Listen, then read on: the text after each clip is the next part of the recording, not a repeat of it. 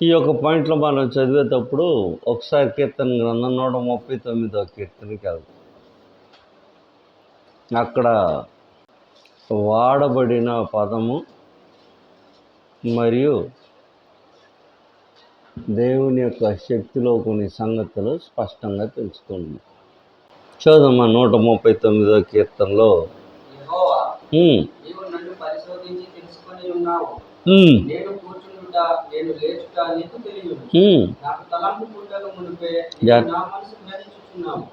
నేను కూర్చుండుట లేచుట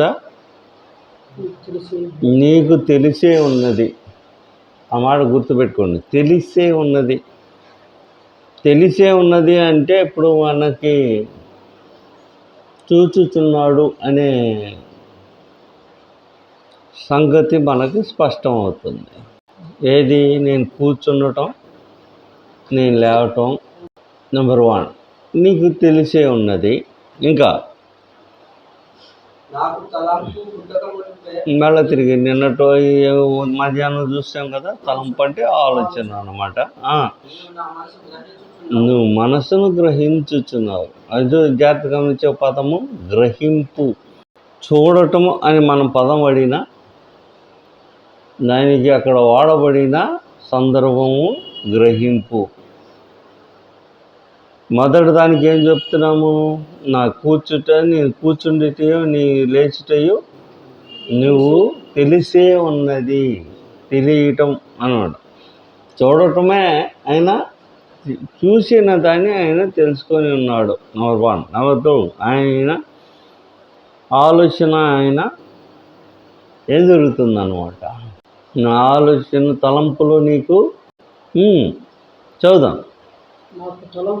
నాకు తలపక ముందే అది నీకు గ్రహించుచున్నావు. గ్రహించుచున్నావు అంటే అర్థం చేసుకొనిచున్నావు. నా పడకను పరిశీలన చేసి ఉన్నావు. నా చర్యలన్నిటి నీవు బాగుగా తెలుసుకొని ఉన్నావు. యెహోవా మాట నా నాలుకకు రాక మునిపే అది నీకు పూర్తిగా తెలిసి ఉన్నది. అది నీకు పూర్తిగా తెలిసి ఉన్నది. ఏది? కనీసం మాట కూడా నాలుకకు రాక మునిపి తెలిసి ఉన్నదంటే ఏం మాట్లాడబోతున్నాను అనేది కూడా ఏం తెలుసు అనమాట ఆయనకి. నా భవిష్యత్తు ప్రణాళిక పదాచారము కూడా ఆయనకి తెలిసి ఉన్నది. నెంబర్ 1. ఇంకా వెనకను ముందును నీవు నన్ను ఆవరించి ఉన్నావు. వెనకను ఇక్కడ మనం జాగ్రత్తగా గమనించాలి. వెనకను ముందును నీవు నన్ను ఆవరించి ఉన్నావు. ఆవరించి ఉన్నావు అంటే చుట్టుముట్టి ఉన్నావు అని అర్థం. వెనకను ముందును నువ్వు నన్ను ఆవరించి ఉన్నావు అంటే చుట్టుముట్టి ఉన్నావు. రైట్. ఒక్క సెకండ్ ఆలోచించేపోతున్నాం. అంటే మనుషులకి ఏం అర్థం కావాలంటేనో ఆవరించి ఉండటం అంటే చుట్టూ ఉన్నాడని అర్థం. వాస్తవానికి మన చుట్టూ ఆయన ఉన్నాడు. అపోస్తుల కార్యం 17వ అధ్యాయంలో ఈ మాట గట్లా అలా పెట్టుకోండి, మనం వెళ్ళొద్దాము. అపోస్తుల కార్యములు 17వ అధ్యాయంలో మనము జీవించుచున్నాము, చెల్లించుచున్నాము, ఉనికి కలిగి ఉన్నాము అంటే ఆయన యందే అంటాడు. మనము ఆయన యందు బ్రతుకుచున్నాము, చెల్లించుచున్నాము, ఉనికి కలిగి ఉన్నాము. ఉనికి కలిగి ఉన్నాం అంటే ఉన్నామంటేనే ఆయన యందు, ఆయన యందు అంటే ఆయన లోపల. అంటే అర్థం అన్ని స్థలాల్లోనూ ఆయన అన్ని స్థలాల్లోనూ ఉన్నాడు అని అర్థం. నేను ఎక్కడ ఉన్నానో మనము అన్నాడు, ఒకళ్ళు కాదు. అక్కడ మనము జీవించుచున్నాము, చెల్లించుచున్నాము, ఉనికి కలిగి ఉన్నామంటే ఆయన ఏందంటేనో ప్రతి వాడును అంటే ఆయనలో మనమున్నాం. ఏంలో? దేవునిలో మనం ఉన్నాం. దేవుడు అనంత అన్ని స్థలంలో ఉన్నవాడు అని అర్థం ఇచ్చుచున్నది.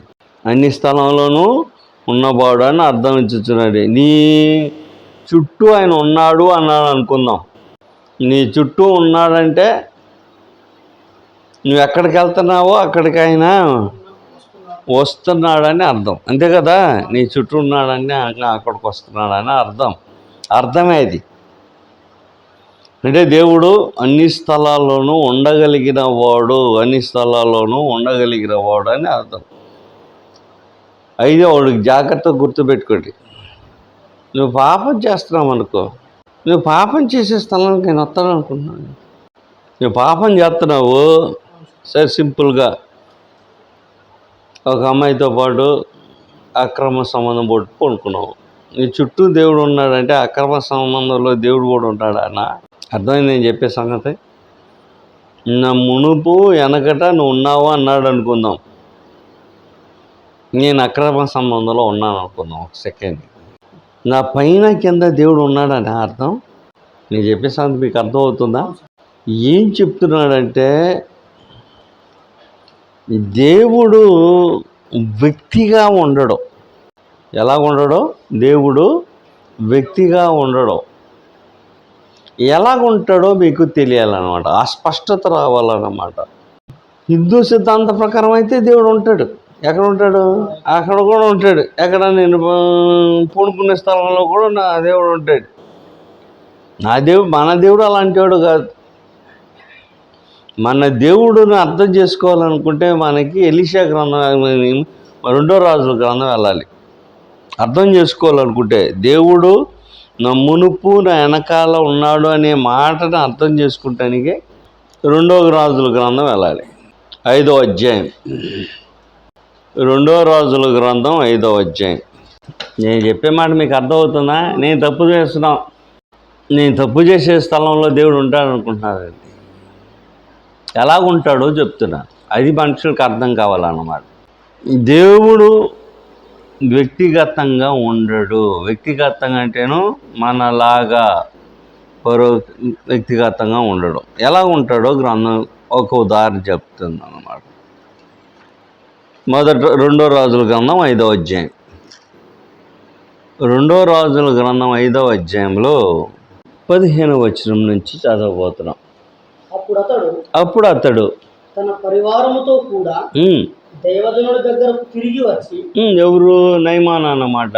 తన దైవజనుడి పరివారంతో కూడా అంటేనో ఇంట్లో కానీ కుటుంబం కాదన్నమాట, తనతో పాటు వచ్చిన వాళ్ళందరితో అన్నమాట. దైవజనుడు ఎలీషా దగ్గరికి తిరిగి వచ్చి అతని ముందర నిలిచి, చిత్తగించుము, దేవుడు తప్ప లోకం అంతటి అందును మరి ఒక్క దేవుడు లేడని నేను ఎరుగుదును.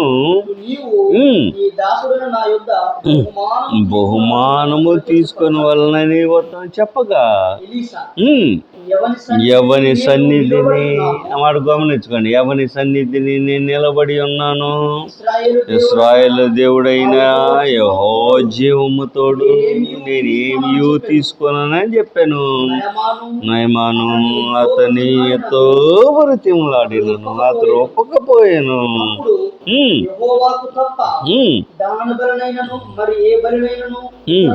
దేవతలకు నేనికను అర్పింపను. 2 కంచర్ గాడిదలు మోయుపాటి మన్ను నీ దాసుడు నాకు ఇప్పించకూడదా? నా యజమానుడు రొక్కుటకు రిమ్మోను గుళ్ళో చొచ్చి నా చేతి మీద ఆడుకున్నప్పుడు నేను రిమ్మోను గుడిలో నమస్కారం చేసిన ఎడల, రిమ్మోను గుడిలో నేను నమస్కారం చేసిన సంగతిని గూర్చి యెహోవా నీ దాసుడనైన నన్ను క్షమించును గాక అని నయమాను చెప్పగా ఎలీషా నెమ్మది కలిగి పొమ్మని అతనికి సెలవిచ్చాను. అతడు ఎలీషా యొద్ద నుండి వెళ్ళి దూరము సాగిపోయాను. అతడు దైవజనుడు ఎలీషాకు సేవకుడు గెహజీ. ఇక్కడ నుంచి మాటలు జాగ్రత్త గుర్తుపెట్టుకోండి.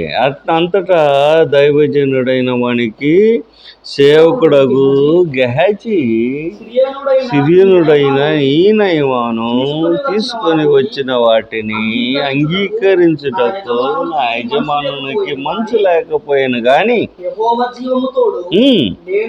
నేను పరిగెత్తుకొని పోయి అతన్ని కలుసుకొని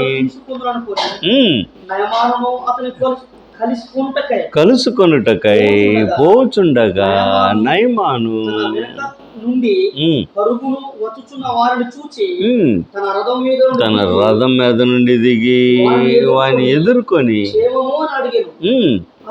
అతడు క్షేమమే అని చెప్పి నా యజమానుడు నా చేత వర్తమానం పంపి ప్రవక్తల శిష్యులు ఇద్దరు యవ్వనులు ఎఫ్రాయిమన్యము నుండి నా యొద్దకు ఇప్పుడే వచ్చిరు గనుక వారి కొరకు 2 మణుగుల వెండియు 2 దుస్తుల బట్టలను దయచేయమని సెలవిచ్చుచున్నాడు. నేను అందుకు నయమాను అనుకూలమైతే రెట్టింపు వెండి తీసుకొనమని బతిమాలి 2 సంచులలో 4 మణుగుల వెండి కట్టి 2 దుస్తులు బట్టలిచ్చి తన పనివారిలో 2 మీద వాటిని వేగా వారు గెహజీ మీద ముందు వాటిని మోసుకొని పోయి రాగానే జాగ్రత్తగా ఇక్కడి నుంచి మాటలు జాగ్రత్త గుర్తుపెట్టుకోండి. మెట్ల దగ్గరకు రాగానే వారి యొద్ద నుండి గెహజీ వాటిని తీసుకొని ఇంటిలో దాచి వారికి సెలవీయగా వారు వెళ్ళిపోయి అతడు లోపలకు పోయి యజమానుని ముందర నిలువగా ఎలీషా వాణిని చూచి గెహజీ నీ వెచ్చట నుండి వచ్చితివని అడిగినందుకు నీ దాసుడైన నేను ఎచ్చటికి పోలేదు. వానితో నేను ఎదుర్కొండుటకు తిరిగి వచ్చినప్పుడు ఏ రాలేదా? ఎక్కడ పోయిందంట? ఎక్కడ ఉన్నాడు? ఎలీషా ఎక్కడ ఉన్నాడు? గదిలో ఉన్నాడు. అయితే ఏమని చెప్తున్నాడు? నా మనస్సు నీతో కూడా రాలేదా? ద్రవ్యమును వస్త్రములను ద్రాక్ష తోటలను గొర్రెలను ఎడ్లను దాసదాసీలను సంపాదించుకున్నట్టు ఇది సమయమా? కాబట్టి ఏమని చెప్తున్నాడు అన్నమాట? నా మనస్సు నీతో పాటు రాలేదా అన్నాడు. దేవుడు చూస్తున్నాడంటే అర్థమైందన్నమాట. దేవుడు వచ్చేసాడని కదా అర్థం అక్కడికి. నేను చెప్పే సంగతి మీకు అర్థమవుతుందా? దేవుడు వచ్చేసి చూస్తున్నాడంటే దేవుడు వచ్చేసాడు, అక్కడికి వచ్చేసాడని కదా అని అర్థం.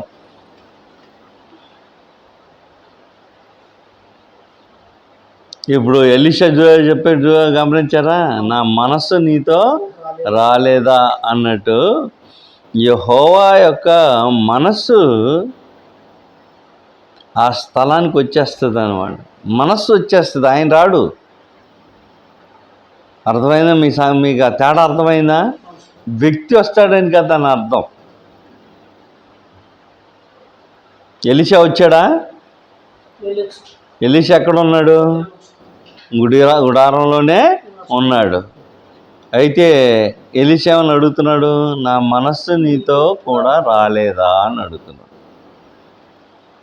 మనస్సు రావటం అంటే ఆయనతో పాటు తన యొక్క ఆలోచన ఉనికి వెళ్ళటం అన్నమాట.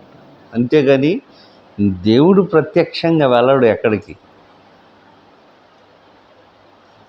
నేను చెప్పే సంగతి మీకు అర్థమవుతుందా? దేవుడు ప్రత్యక్షంగా ఎక్కడికి వెళ్ళడు. మరి విశేషంగా నువ్వు తప్పు చేస్తున్నావు అన్నావు అనుకో, నువ్వు తప్పు చేస్తున్న స్థలానికి ఆయన వస్తాడని అర్థం కాదు. నువ్వు పడగదులు నువ్వు నీ భార్యతో పాటు ఉన్నప్పుడు దేవుడు వస్తున్నాడు అయ్యని ఉన్నాడని అర్థం కాదనమాట. దేవుడు అక్కడ ఉన్నాడు లేకపోతే చూస్తున్నాడని అర్థానికి ఏంటి అన్నమాట? నా మనస్సు నీతో పాటు రాలేదా అన్నట్టు దేవుని యొక్క మనస్సు, దేవుని యొక్క ఆలోచన అక్కడ రాలేదా? నువ్వు రాలేదా నువ్వు అనుకుంటావు. నేను రహస్యంగా చేశాను, దేవుని కనపడలేదని నువ్వు అనుకుంటావు. అయితే అక్కడికి దేవుని యొక్క మనసు వచ్చేసి ఉంటుంది. వ్యక్తిగతంగా వస్తాడా? వ్యక్తిగతంగా రాడు. అర్థమైందా? మీకు చేసి ఆ తేడా అర్థమైందా మీకు? అర్థం కాల.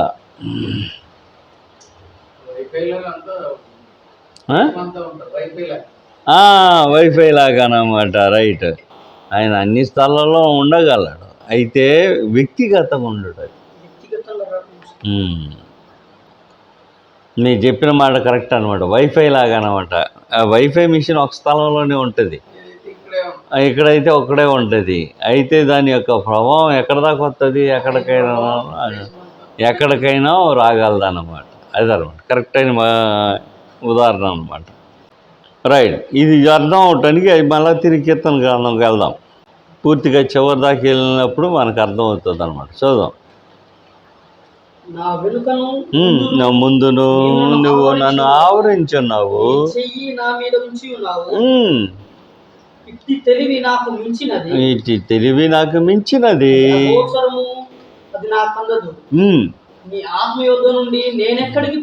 నేనెక్కడికి పోవుదును, నీ సన్నిధి నుండి నేను ఎక్కడికి పారిపోవుదును.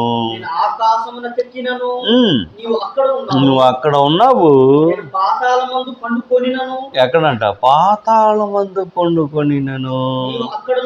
నువ్వు అక్కడ కూడా ఉన్నావు అంటున్నాడు. ఎక్కడ? పాతాళంలో. పాతాళం ఎవరి కోసం చేయబడింది? అపవాదికి చేయబడింది.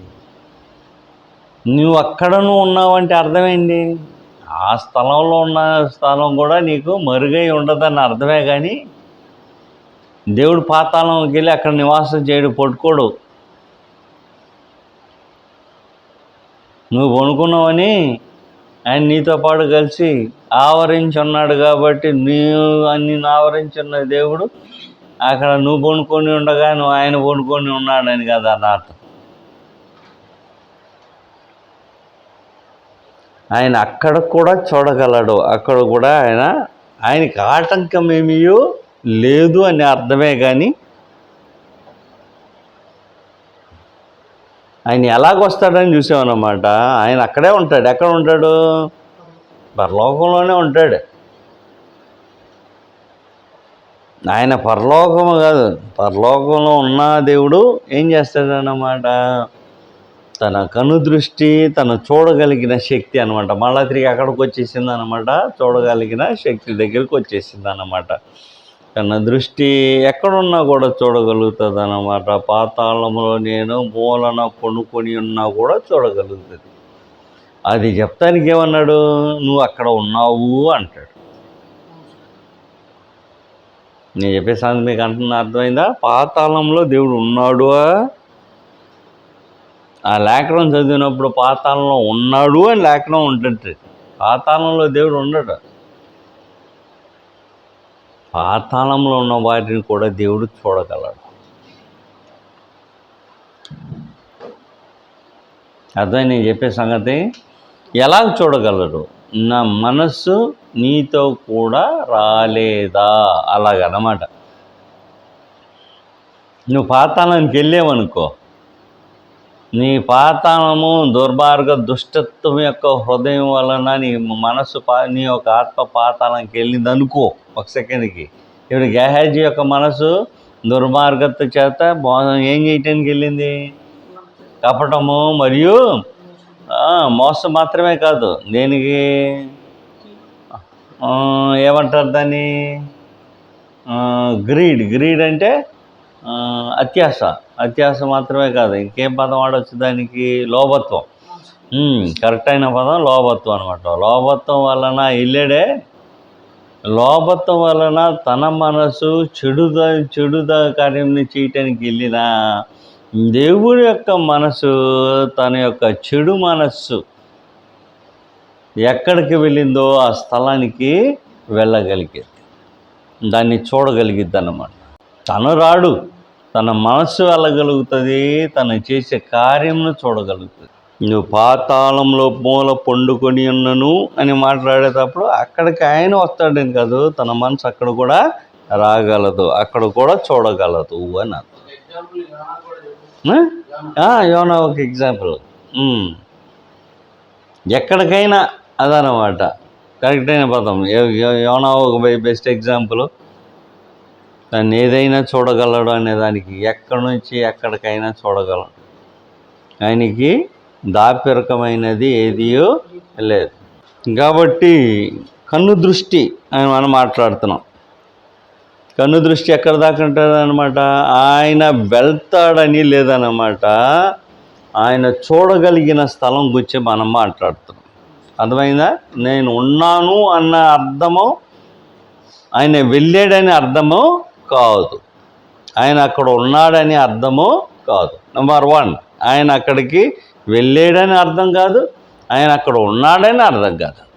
ఇప్పుడు అర్థమైంది. మన చెడుతనము జరిగేటప్పుడు దేవుడు అక్కడ ఉండాల్సిన అవసరత లేదు. అయితే దేవుడికి కనపడుతుంది అంటేనో దేవునికి కనపడుతుంది.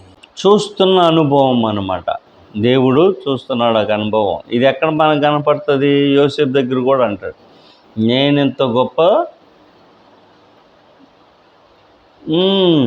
ఏమని అంటాడో చూద్దాం.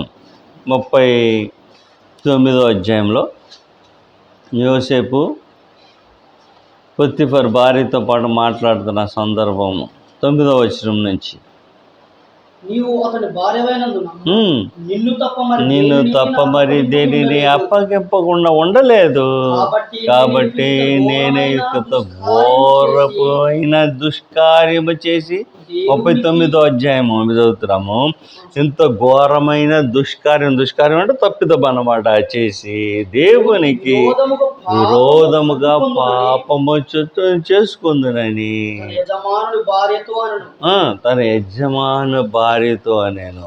కాబట్టి దేవునికి విరోధంగా ఎంత గొప్ప పాపం ఎలా చేసేది. దేశం కాని దేశం, దేవుడు అక్కడ కూడా ఉంటాడా? దేవుడు అక్కడ కూడా ఉంటాడంటే అర్థం ఏంటి? అక్కడ కూడా చూడగలుగుతాడు అని అర్థం. ఏ తప్పిదము? వారు చేస్తున్న తప్పిదమును చూడగలడా? చూడగలడా? కాబట్టి మనం చూస్తున్న సందర్భము దేవుడు దేనినైనాను చూడగలడు. ఇంకొక ఎగ్జాంపుల్ గ్రంథం మొత్తం అలాంటి ఎగ్జాంపుల్ బోల్డ్ అని నింపబడి ఉన్నాయి. చదివేమా? హజ్జియేలు ఉన్నాడు. హజ్జియేలు తన యొక్క ఇంటిలో కూర్చొని చేస్తున్న ఆలోచనలను బయటికి చెప్పేస్తున్నాడంట ఎలీషా. అదే ఆత్మపూర్ణుడై సంగతులను బయటికి చెప్తున్నాడంట. 6వ అధ్యాయము మనము 8వ వచనం నుంచి చదువుతాం. ఇశ్రాయేలుతో యుద్ధము చేయవల్లని తన సేవకులతో ఆలోచించేసి మన దండుపేట ఉంచమని చెప్పాను.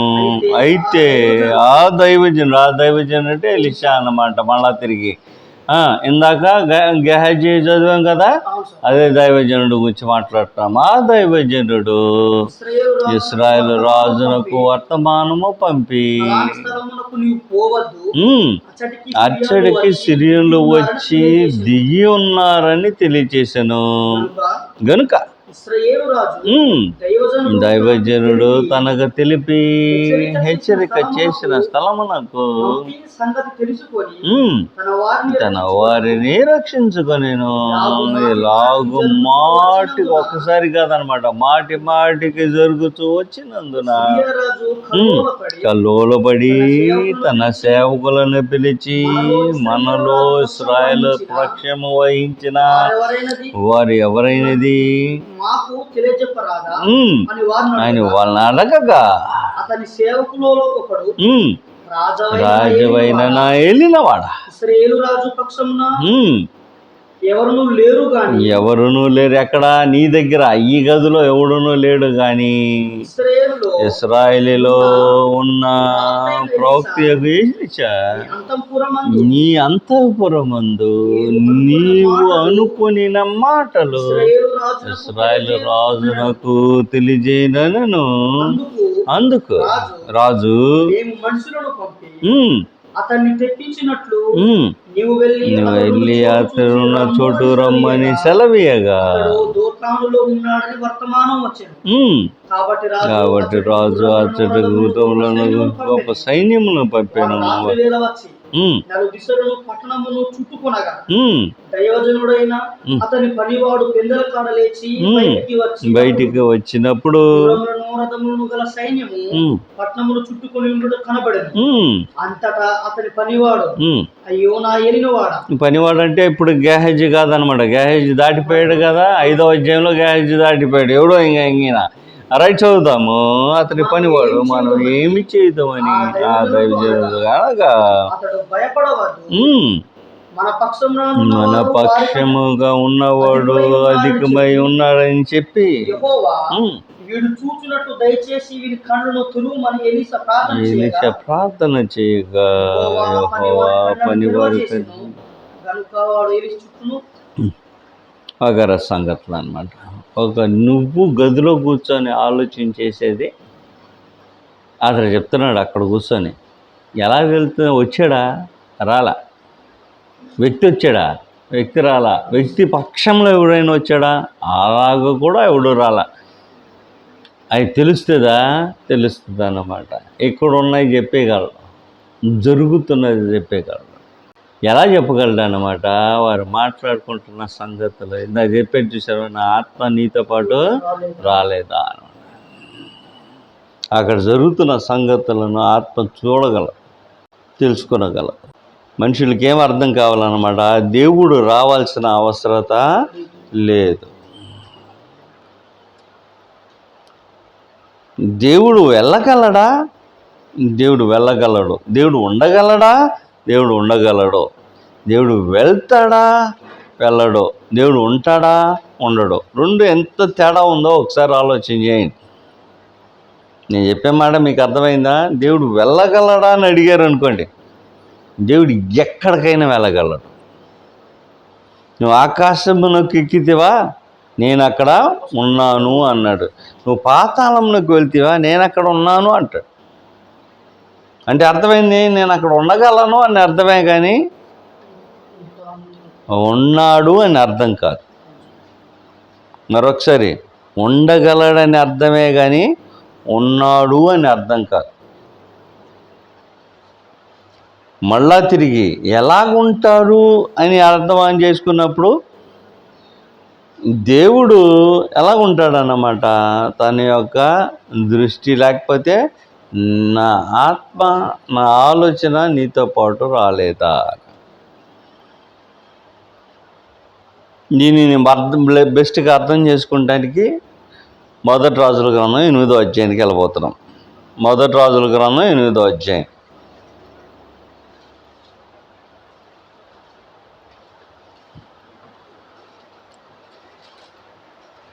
మొదటి రాజుల గ్రంథం 8వ అధ్యాయంలో దీన్ని అర్థం చేసుకుంటానికి మరొక సందర్భం అన్నమాట.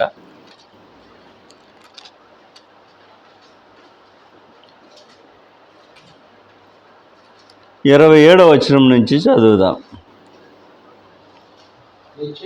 నిశ్చయముగా దేవుడు ఈ లోకమందు ఏం చేయడంట, నివాసము చేయుడు. నిశ్చయంగా, డౌట్ లేకుండా. ఎక్కడ? ఈ లోకంలోనే నివాసం చేయడు. పాతాళంలో ఇంకెక్కడ నివాసం చేస్తాడు? పాతాళం కూడా అసలు ఈ లోకంలోనే నివాసం చేయకపోతే పాతాళం అసలు. రైట్. నిశ్చయంగా యెహోవా ఈ లోకమందు నివాసము చేయుడు. ఆకాశ మహాకాశములను సైతము ఆయనను పట్టజాలవు. ఏ పాటిది, ఎలా పట్టును? అయినను దేవా, నా దేవా, విన్నపింపును అలిగి అంగీకరించి నీ దాసుడైన నేను పెట్టు మొరను ఆలకించము. చెయ్యు ప్రార్థనను దయతో అంగీకరించినట్లు నా అన్నాడు. ఏ స్థలమును గూర్చి నువ్వు సెలవిచ్చితివో, జాగ్రత్తగా స్థలాన్ని గురించే మాట్లాడుతున్నాడు. ఆ స్థలమైన ఈ మందిరము తట్టు నీ నేత్రములు రెయ్యింబగలు తెరవబడి ఉండునా కాక, మరియు నీ దేశుడైన నేనును ఈ స్థలము తట్టు తిరిగి ప్రార్థన చేయనప్పుడల్లా ఎక్కడ నివసిస్తాడు దేవుడు? అక్కడే ఉంటాడు. అక్కడి నుంచి ఏం రాడు దేవుడు. నీ నివాస స్థలమైన ఆకాశము నుండి విని మా విన్నపములను అంగీకరించము. ఎక్కడి నుంచి అంగీకరించాలి? అక్కడి నుంచే అంగీకరించాలి. అక్కడి నుంచే చూడాలి. అక్కడి నుంచే వినాలి. విన్నప్పుడల్లా మమ్మల్ని క్షమించు. కాబట్టి ఎక్కడి నుంచి వింటాడు? అక్కడి నుంచే వింటాడు. అక్కడి నుంచే చూస్తాడు. ఆయన సమస్తం చూడగలడంటేనో అక్కడ కూడా వెళ్తాడంటే అర్థం ఏంటి? ఆయన కన్ను దృష్టి అక్కడ కూడా వెళ్ళగలదు అని అర్థం. ఎక్కడికి వెళ్ళగలదు? పాతాళములో నేను పండుకొని ఉన్నను అని అన్నమాట. ఆకాశం పాతాళంలో నేను పండుకున్నాను. పరలోకంలో నివసించుచున్న దేవుడు యొక్క కన్ను దృష్టి ఎక్కడి దాకా వెళ్ళగలదన్నమాట? పాతాళంలో పడుకున్న అక్కడ ఉంటున్న నా వరకు ఆయన కన్ను దృష్టి వెళ్ళగలదు. భూమి మీద నివసిస్తాడా? భూమి పట్టజాలదు అనేసాడు. ఆకాశ మహాకాశంలో సైతము నేను పట్టజాలవే. భూమి మీద ఆయన నివసిస్తాడా? భూమి మీద నివసించడు. ఆయన ఎక్కడి నుంచి చూస్తాడు? అక్కడి నుంచే చూస్తాడు. కాబట్టి ఆయన అన్ని స్థలాల్లోనూ ఉండగలడు అనే దానికి అర్థమైందన్నమాట. ఆయన అన్ని స్థలాల్లోనూ చూడగలడు అని అర్థం. ఆయన అన్ని స్థలాల్లోనూ ఉండగలడు అనే మాటకు అర్థం ఆయన అన్ని స్థలాల్లోనూ చూడగలడు. ఏ స్థలం? ఆకాలికి పాతాళమును సైతము చూడగలడు. ఆయన చూడగలడంటేనో ఆయన ఆలోచన వెళ్తుంది అనమాట. ఆయన దృష్టి వెళ్తుంది. ఆయన వెళ్తాడా? ఆయన వెళ్ళడు.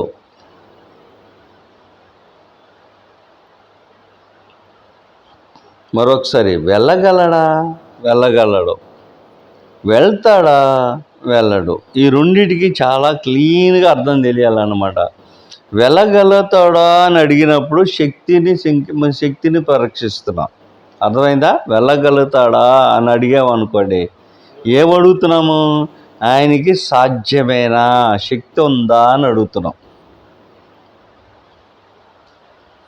దానికి సమాధానం ఏంటి? ఆయనకి సమస్తమును సాధ్యమే. ఆయన వెళ్ళగలడు. ఆయన వెళ్తాడా అంటే అప్పుడు ఏమైంది? ఆయన శక్తిని అడగట్లా. వెళ్తాడా అంటే ఆయన మనస్సును అడుగుతున్నాం. ఆయన మనసు ఎలాగ పనిచేస్తుంది? ఆ స్థలానికి వెళ్తాడా అని అడిగితే ఆయన ఆ స్థలానికి వెళ్ళడు. మరి ఆ స్థలానికి వెళ్ళడు అనేది అది మనసు అయినప్పుడు చూడగలుగుతాడా? అక్కడ ఉన్నది ఆయన చూడగలుగుతాడా అంటే అక్కడ ఉన్నది కూడా చూడగలుగుతాడు. అదనమాట మనం అడిగే ప్రశ్నలోనే దైవత్వం యొక్క శక్తి ఎలాగ మారుతుందో జాగ్రత్తగా అనొచ్చు. ఆయన పాతాళము గురించి, భూలోకం గురించి కాదు నేను మాట్లాడుతుంది. భూలోకం సహజమైన సంగతి, పాతాళం అనేది అసాధారణమైన సంగతి. వెళ్ళగలుగుతాడా? వెళ్ళగలుగుతాడు. వెళ్తాడా? వెళ్ళడు. వెళ్ళనంత మాత్రాన చూడలేకుండా పోతాడా? వెళ్ళలేకపోయినాను చూడగలడు. కాబట్టి దేవుని యొక్క శక్తి వెళ్ళలేని స్థలమును కూడా చూడగలదు. అర్థమైంది నేను చెప్పే సంగతి? దేవుని యొక్క శక్తి వెళ్ళలేని స్థలము కూడా చూడగలదు. ఆయన చూడగలిగిన శక్తే ఆయన ఉన్నదానికి నిదర్శనం. మరొకసారి జాగ్రత్తగా గమనించండి. ఆయన చూడగలిగిన శక్తే ఆయన ఉన్నదానికి నిదర్శనం. అర్థమైంది నేను చెప్పే సంగతి? ఆయన వెళ్తాడని కదా అని అర్థం. ఆయన ఆ స్థలాన్ని చూడగలుగుతాడు కాబట్టి ఆయన అక్కడ వెళ్ళాడని అర్థం. అది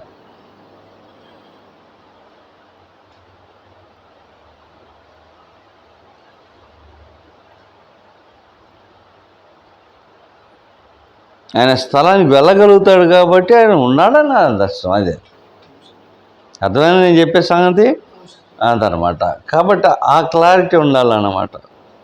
దేవుడు వెళ్తాడా అని అడిగితే వెళ్ళాడు.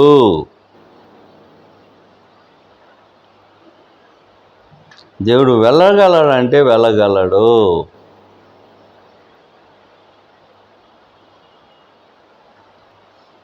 సమస్తమును ఆయన దృష్టికి స్పష్టముగా ఉన్నది, ఏదియు మరుగు లేదు.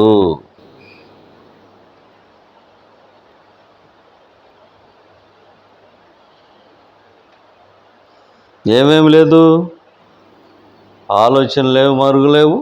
ఆఖరికి ఏ లోకం కూడా ఆయనకి మరుగులేవు. పాతాళం కూడా ఆయన చూడగలడు, భూలోకము చూడగలడు, పరలోకం చెప్పాల్సిన అవసరత లేదు. లోకాలు మనము చూస్తున్నాము.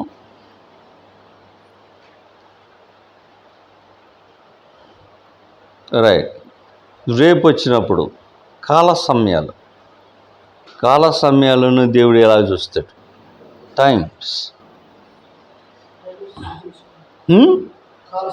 కాల సమయాలు అది కూడా ఉంది కదా. ఇప్పుడు దాకా మనం ఏం చూసాము? దేవుని యొక్క దృష్టి, ఆయన యొక్క శక్తి ఎలా పనిచేస్తుందని చూస్తున్నాం కదా. ఆయన ఎక్కడి నుంచి ఉంటే మనం ఆయన చూడగలడు, ఆయన యొక్క శక్తి ఎంత ప్రభావం అనేది చూస్తున్నాం. ఆయన ఎక్కడ ఉండగలడంటే ప్రత్యక్షంగా ఉండటం కాదనే సంగతిని ఒకటే ఆలోచన చేసామన్నమాట. ఎలాగుంటాడనమాట? ఆయన ఆలోచన అక్కడికి వెళ్ళిపోతుంది. ఎగ్జాంపుల్ ఎక్కడ చూసాము? గెహాజీ దగ్గర చూసామన్నమాట.